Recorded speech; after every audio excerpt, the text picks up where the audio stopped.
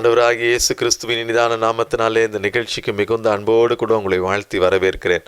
கிறிஸ்துவுக்குள் மிகவும் பிரியமான தேவ பிள்ளையே, இந்த நாளிலும் கூட தேவனாகிய கர்த்தர் தம்முடைய வார்த்தைகள் மூலமாக உங்களோடு கூட பேசி உங்களை ஆசீர்வதிக்க விரும்புகிறார். இன்றைய நம்முடைய தியானத்திற்கென்று தெரிந்தெடுக்கப்பட்ட வேத வசனம் ஏசாயா தீர்க்கதரிசிகளின் புஸ்தகம், அதனுடைய 54ஆம் அதிகாரம், அதனுடைய 10ஆம் வசனம். மலைகள் விலகினாலும் பர்வதங்கள் நிலை பெயர்ந்தாலும் என் கிருபை உன்னை விட்டு விலகாமலும் என் சமாதானத்தின் உடன்படிக்கை நிலை பெயராமலும் இருக்கும் என்று உன்மேல் மனதுருகுகிற கர்த்தர் சொல்லுகிறார். மலைகள் விலகினாலும் பர்வதங்கள் நிலை பெயர்ந்தாலும் ஆண்டவருடைய கிருபை, சர்வ வல்லமையுள்ள தேவனாகிய கர்த்தருடைய கிருபை நம்மை விட்டு விலகாமல், அவருடைய சமாதானம், அதனுடைய உடன்படிக்கை நம்மை விட்டு நிலை பெயராமலும் இருக்கும் என்று நம்மேல் மனதுருக்கமுள்ள கர்த்தர் சொல்லுகிறார். மனது உருக்கிற கர்த்தர் சொல்லுகிறார். நம் ஆண்டவர் மன உருக்கமுள்ளவர், இரக்கமுள்ளவர், அன்பு நிறைந்தவர். அந்த மனதுருக்கமுள்ள கர்த்தர் சொல்லுகிறார் என்று சொல்லி இந்த பகுதியிலே சொல்லப்பட்டிருக்கிறது. அப்படியானால் நமக்காக மனதுருகுகிற கர்த்தர், நம்மீது அதிக அக்கறையுள்ள ஆண்டவர், நம்மீது அதிக அன்புள்ள கர்த்தர், அவர் என்ன சொல்லுகிறார்? மலைகளே விலகி போகனாலும் போகும், பர்வதங்கள் கூட நிலை பெயர்ந்து போய்விடும், ஆனால் என் கிருபை, அவருடைய கிருபை உன்னை விட்டு விலகாது, அவருடைய சமாதானத்தின் உடன்படிக்கை நிலை பெயர்ந்து போகாது. எவ்வளவு பெரிய வாக்குத்தத்தம், எவ்வளவு பெரிய இரக்கம், கிருபை அவருடைய பிள்ளைகளாகி நமக்கு ஆண்டவர் கொடுத்திருக்கிறார். மலைகள் கூட விலகிறோம், பர்வதங்கள் கூட நிலை பெயர்ந்திரும், அவருடைய கிருபை நம்மை விட்டு விலகாது. அவருடைய கிருபை நம்மோடு கூட தான் இருக்கும். இது ஒரு பெரிய ஆசீர்வாதம், ஒரு பெரிய இரக்கம், ஒரு பெரிய பாக்கியம். சங்கீதங்களின் புஸ்தகம் 32ஆம் அதிகாரம் 10ஆம் வசனத்திலே யாருக்கு கிருபை கிடைக்கும் என்று சொல்லி நாம் பார்க்கிறோம். கர்த்தரை நம்புகிறவனையோ கிருபை சூழ்ந்து கொள்ளும். கர்த்தரை நம்புகிற யாவர் மேலும் அவருடைய கிருபை சூழ நிற்கும். இது எவ்வளவு பெரிய கிருபை, ஒரு இரக்கம், ஒரு பெரிய ஆசீர்வாதம் அல்லவா? இன்றைக்கு அந்த கிருபை தேவன் நம் ஒவ்வொருவருக்கும் கொடுக்கிறார். காரணம், நாம் அவரை நம்பி இருக்கிறோம், அவரை சார்ந்து இருக்கிறோம், எல்லாவற்றிற்கும் அவரையே நாம் நோக்கி பார்த்து ஓடிக்கொண்டிருக்கிறோம். ஆகவே நம்மை அவருடைய கிருபைகளால் சூழ்ந்து கொள்ளுகிறார், மூடி மறைத்து கொள்ளுகிறார். ஆண்டவரை நம்புகிறவன் அவருடைய கிருபையை பெற்றுக்கொள்ளுகிறான். அப்படியானால் அவர் மீது நமக்கு நாம் வைத்திருக்கிற நம்பிக்கை, விசுவாசம் அவருடைய கிருபைகளை நமக்கு அளவில்லாமல் கொடுக்கிறதா இருக்கிறது. லூக்கா எழுதின சுவிசேஷம் 5ஆம் அதிகாரத்திலே ஆண்டவராக இயேசு கிறிஸ்துவின் நாட்களிலே ஒரு திமிர்வாதக்காரனை படுக்கையோடு தூக்கி கொண்டு வருகிறார்கள் 4 பேர். அந்த வீட்டிற்குள் இயேசு இருக்கிறார் என்று கேள்விப்பட்ட பொழுது அந்த வீட்டிற்குள் நுழைவதற்கு இடமில்லை, அவ்வளவு திரளான மக்கள். ஆகவே அவர்களுடைய விசுவாசம் இந்த மனிதனை எப்படியாவது இயேசுவின் அருகே கொண்டு போனால் இவன் சுகமாவான் என்று சொல்லி நம்பிக்கை, அவர் மீது நம்பினார்கள், கர்த்தரை நம்பினார்கள். அந்த நம்பிக்கையோடு, அந்த விசுவாசத்தோடு அவர்கள் என்ன செய்கிறார்கள்? மேற்கூரையை பிரித்து ஓடுகளை எடுத்து அதன் வழியாய் அந்த கட்டிலையில் 4 பக்கம் 4 கயிறுகளை போட்டு இயேசு இருக்கும் இடத்திற்கு அருகாக அதை இறக்கி விடுகிறார்கள். லூக்கா எழுதின சுவிசேஷம் 5ஆம் அதிகாரம் 20ஆம் வசனத்திலே நாம் பார்க்கிறோம், ஆண்டவராகிய இயேசு கிறிஸ்து அவர்களுடைய விசுவாசத்தை கண்டு திமிர்வாதக்காரனை சுகமாக்கினார். அந்த படுத்திருந்த மனிதனுக்கு ஒருவேளை அந்த அளவுக்கு விசுவாசம் இல்லாமல் இருந்திருக்கலாம், அவன் நம்பிக்கையெல்லாம் இழந்து போய் இருந்திருக்கலாம். ஆனால் அதை தூக்கி கொண்டு வந்து இயேசுவின் அருகே கொண்டு வந்து வைத்தார்களே, அவர்களுடைய விசுவாசத்தை இயேசு கண்டு,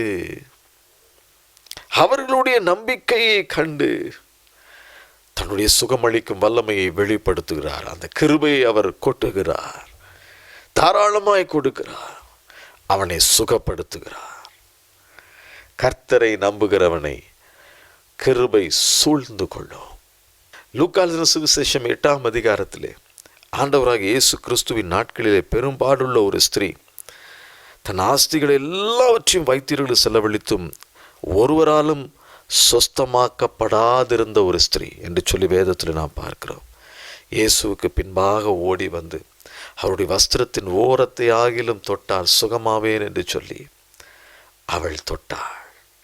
அவளுடைய நம்பிக்கை, அவளுடைய விசுவாசம், இயேசுவின் வஸ்திரத்தின் ஓரத்தை தொட்டாலே எனக்கு சுகம் கிடைத்துவிடும்.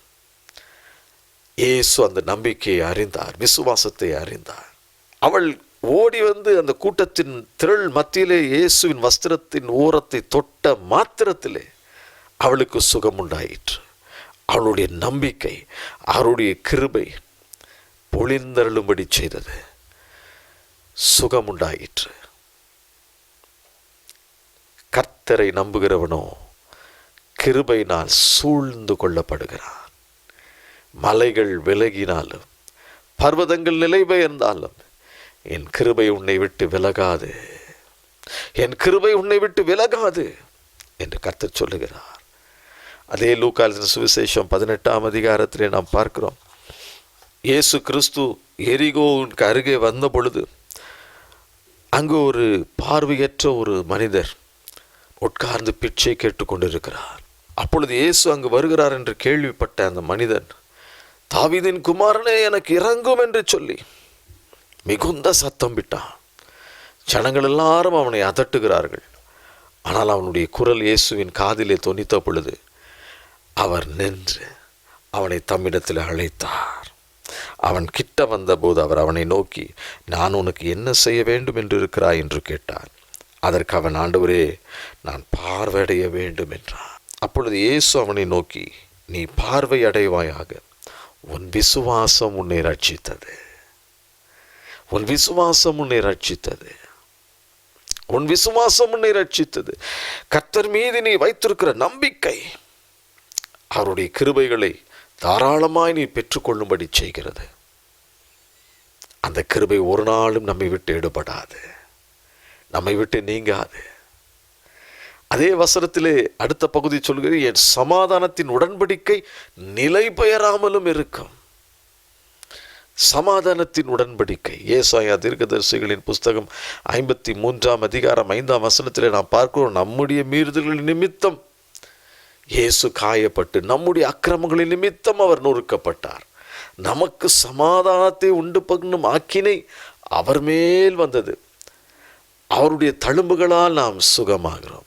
நமக்கு சமாதானத்தை உண்டாக்கும் ஆக்கினை. பாவத்தின் நிமித்தமாய் மனிதன் இழந்து போன சமாதானத்தை அவனுக்கு திரும்ப கொடுப்பதற்காக நம்முடைய மீறுதல்களை அவர் ஏற்றுக்கொண்டார், நம்முடைய அக்கிரமங்களை அவர் சுமந்து கொண்டார், நமக்கு சமாதானத்தை கொடுத்தார். இது எவ்வளோ பெரிய கிருபை, எவ்வளோ பெரிய பாக்கியம். ஆகவேதான் அப்போஸ்தலனாகிய பவுல் கொலோசியருக்கு எழுதின நிருபம் 1ஆம் அதிகாரம் 20ஆம் வசனத்திலே நாம் பார்க்கிறோம், அவர் சிலுவையில் சிந்தின இரத்தத்தினாலே சமாதானத்தை உண்டாக்கி பூலோகத்தில் உள்ளவைகள் பரலோகத்தில் உள்ளவைகள் யாவையும் அவர் மூலமாய் தமக்கு ஒப்புரவாக்கி கொள்ளவும் அவருக்கு பிரியமாயிற்று. மனிதனுக்கும் தேவனுக்கும் இடையே இருந்த அந்த ஒரு பெரிய பிரிவு தம்முடைய சிலுவையின் இரத்தத்தினால் இயேசு அவைகளை ஒன்றாக்கி கொண்டார். பாவங்களை மன்னிக்கிற ஆண்டவர். அவர் சிலுவையில் சிந்தின இரத்தத்தினாலே சமாதானத்தை நமக்கு கொடுத்திருக்கிறார். அந்த சமாதானத்தின் வழியாய் பரலோகத்தில் உள்ளவைகளும் பூலோகத்தில் உள்ளவைகளும் அவர் மூலமாய் தமக்கு ஒப்புரவாக்கி கொள்ளவும் அவருக்கு மிகவும் பிரியமாயிற்று என்று சொல்லி நாம் பார்க்கிறோம். சமாதானத்தின் தேவன். ஆகவேதான் பிலிப்பியருக்கு எழுதும் பொழுது அப்போஸ்தலனாகிய பவுல் பிலிப்பியர் 4ஆம் அதிகாரம் அதனுடைய 6-7 ஆகிய பகுதிகளிலே நாம் பார்க்கிறோம், நீங்கள் ஒன்றிற்கும் கவலைப்படாமல் எல்லாவற்றையும் குறித்து உங்கள் விண்ணப்பங்களை ஸ்தோத்திரத்தோடே கூடிய ஜெபத்தினாலும் வேண்டுதலினாலும் தேவனுக்கு தெரியப்படுத்துங்கள். அப்பொழுது எல்லா புத்திக்கும் மேலான தேவ சமாதானம் உங்கள் இருதயங்களையும் உங்கள் சிந்தைகளையும் கிறிஸ்து இயேசுவுக்குள்ளாக காத்துக்கொள்ளும். எல்லா புத்திக்கும் மேலான தேவ சமாதானம் நமக்குள்ளிருந்து நம்முடைய இருதயங்களையும் சிந்தைகளையும் கிறிஸ்து இயேசுவுக்குள்ளாக காத்துக்கொள்ளும் என்று சொல்லி பவுல் அப்போஸ்தலன் சொல்லுகிறதை நாம் பார்க்கிறோம். ஆண்டவராகிய இயேசு கிறிஸ்து யோவான் எழுதின சுவிசேஷம் அதனுடைய 14ஆம் அதிகாரத்தில் இப்படியாய் சொல்லுகிறார். யோவான் 14:27, சமாதானத்தை உங்களுக்கு வைத்து போகிறேன், என்னுடைய சமாதானத்தையே உங்களுக்கு கொடுக்கிறேன். உலகம் கொடுக்கிறபடி நான் உங்களுக்கு கொடுக்கிறதில்லை. உங்கள் இருதயம் கலங்காமலும் பயப்படாமலும் இருப்பதாக. இதுதான் சமாதானத்தின் உடன்படிக்கை. ஆண்டவர் நமக்கு கொடுக்கிற சமாதானம் இந்த உலகம் கொடுக்கிற பிரகாரமான சமாதானம் அல்ல. இந்த உலகம் கொடுக்கிற சமாதானம் ஒரு தற்காலிகமானது. ஆனால் ஆண்டவர் கொடுக்கிற சமாதானம் அது நிரந்தரமானது, நித்தியமானது. இந்த உலகத்தில் நமக்கு எது இருந்தாலும் இல்லாவிட்டாலும், எது நமக்கு கிடைத்தாலும் கிடைக்காமல் போனாலும், அவர் கொடுக்கிற சமாதானம் நமக்குள்ளாக இருந்து கொண்டே இருக்கும். அது ஒரு தெய்வீக சமாதானம். அந்த சமாதானம் அவர் நமக்கு வைத்து போயிருக்கிறது. அதை அவர் நமக்கு கொடுத்திருக்கிறார். நம்மை விட்டு எடுக்க மாட்டார். ஆம் பிரியமானவர்கள், இது ஒரு பெரிய பாக்கியம், ஒரு பெரிய கிருபை. மலைகள் விலகினாலும் பர்வதங்கள் நிலை பெயர்ந்தாலும் என் கிருபை உன்னை விட்டு விலகாமலும் என் சமாதானத்தின் உடன்படிக்கை நிலை பெயராமலும் இருக்கும் என்று உண்மையில் மனதுருகுகிற கர்த்தர் சொல்லுகிறார். ஒருவேளை பாவத்தின் நிமித்தமாய் தேவனுடைய கிருபையை இழந்து, அவருக்கு கொடுத்திருந்த சமாதானத்தை இழந்து வேதனையோடு இந்த நிகழ்ச்சி நீங்கள் பார்த்து கொண்டிருக்கிறீர்களோ, இன்றைக்கும் சமாதானத்தின் தேவன் தம்முடைய கிருபைகளை தாராளமாய் கொடுத்து எல்லா அக்கிரமத்திலிருந்து தூக்கி எடுத்து தன்னுடைய சமாதானத்தை மீண்டும் கொடுத்து உங்களை ஆசீர்வதித்து உயர்த்த விரும்புகிறார். கண்களை மூடி ஆண்டவரை நோக்கி பார்ப்போமா. தகப்பனே, இந்த உலகத்தில் என்ன காரியம் எங்களை விட்டு விலகினாலும் உம்முடைய கிருபை, உம்முடைய சமாதானம் எங்களோடு இருக்கும் என்று சொன்னீங்களே அப்பா. ஆண்டவரே, உம்முடைய இரக்கத்திற்காக கெஞ்சி மண்டாடுகிறேன். உம்முடைய கிருபைக்காக யார் யார் கேட்கிறாங்களோ அவங்க எல்லாரும் உம்முடைய கிருபை இன்றை பெற்றுக்கொள்வார்களாக. உம்முடைய சமாதானத்திற்காக உம்முடைய பிள்ளைகள் ஆண்டவரே கேட்கிறார்களே, அவர்களை கர்த்தாவே உம்முடைய சமாதானத்தினால் நிரப்பம், பூர்ணமான சமாதானத்தினால் பரிபூர்ணமாய் நிரப்பம். ஆசீர்வதியும் ஆசீர்வதியும் பாதுகாத்துக்கொள்ளும்.